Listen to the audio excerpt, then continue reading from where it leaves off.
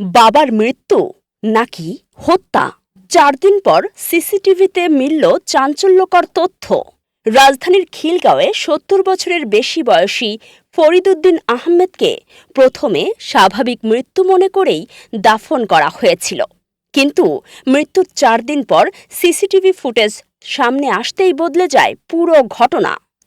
পরিবারের অভিযোগ, মৃত্যুর আগে বাবার ঘরে ঢুকেছিলেন বড় ছেলে আশরাফ উদ্দিন। এরপর ঘরের ভেতর থেকে শোনা যায় চিৎকার ও ধস্তাধস্তির শব্দ। এখন হত্যা মামলায় বড় ছেলে ৩ দিনের রিমান্ডে। আর প্রকৃত ঘটনা জানতে কবর থেকে মরদেহ তুলে পোস্টমর্টেমের সিদ্ধান্ত নিয়েছে আদালত। ঘটনাটি ঘটে গত ২৭ জুন বিকেল ৪:২০ দিকে ফরিদউদ্দিনের ঘরে ঢোকেন তার বড় ছেলে আশরাফ উদ্দিন। এরপর দরজা ভেতর থেকে বন্ধ হয়ে যায়। এ সময় ফরিদউদ্দিনের ১০ বছরের নাতনি ঘরের সামনে দিয়ে যাওয়ার সময় ভেতর থেকে শব্দ শুনতে পায়। সে তার ফুপুকে ডেকে তোলে। দুজন গিয়ে দেখেন দরজা ভেতর থেকে বন্ধ।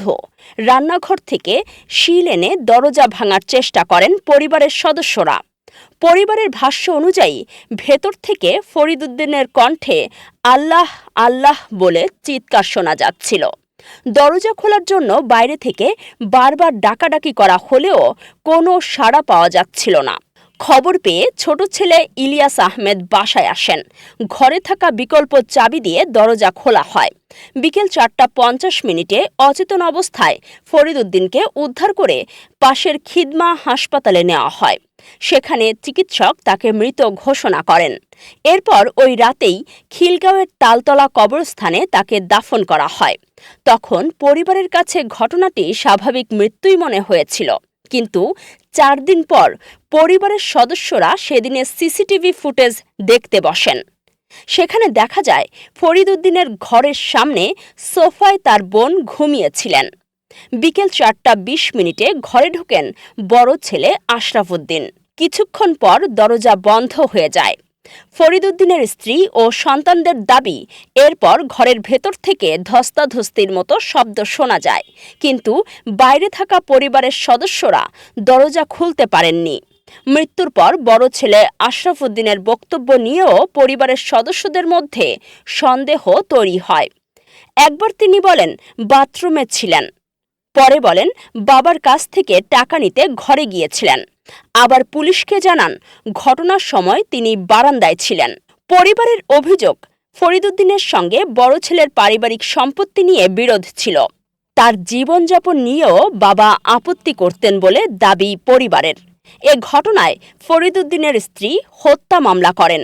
মামলার পর বড় ছেলে আশরাফ উদ্দিনকে গ্রেফতার করে পুলিশ এবং আদালতে তাকে ৩ দিনের রিমান্ডে পাঠান। তবে পুলিশের কাছে আশরাফ উদ্দিন হত্যার অভিযোগ অস্বীকার করেছেন। ঘটনার সময় বারান্দায় থাকার কথা স্বীকার করলেও বাবাকে হত্যার সঙ্গে জড়িত থাকার কথা মানছেন না তিনি। এখন তদন্তের সবচেয়ে গুরুত্বপূর্ণ বিষয় হল ফরিদউদ্দিনের মৃত্যুর আসল কারণ মৃত্যুর সময় কোনো পোস্টমর্টেম হয়নি। তাই আদালতের নির্দেশে কবর থেকে মরদেহ উত্তোলন করা হবে। এরপর পোস্টমর্টেম রিপোর্ট, সিসিটিভি ফুটেজ, পরিবারের সদস্যদের বক্তব্য এবং অন্যান্য আলামত মিলিয়ে তদন্ত এগিয়ে নেবে পুলিশ। পুলিশ বলছে সুরতহাল ও পোস্টমর্টেম রিপোর্ট হাতে পাওয়ার পরই পরিষ্কার হবে ফরিদউদ্দিনের মৃত্যু স্বাভাবিক ছিল নাকি তিনি হত্যাকাণ্ডের শিকার হয়েছেন। পরিবারের প্রত্যাশা, তদন্ত ও ময়নাতদন্তের মাধ্যমে সামনে আসবে মৃত্যুর প্রকৃত কারণ। আর যদি হত্যার অভিযোগ সত্য হয়, তাহলে সেই ঘটনার সঙ্গে জড়িত ব্যক্তিদের আইনের আওতায় আনা হবে।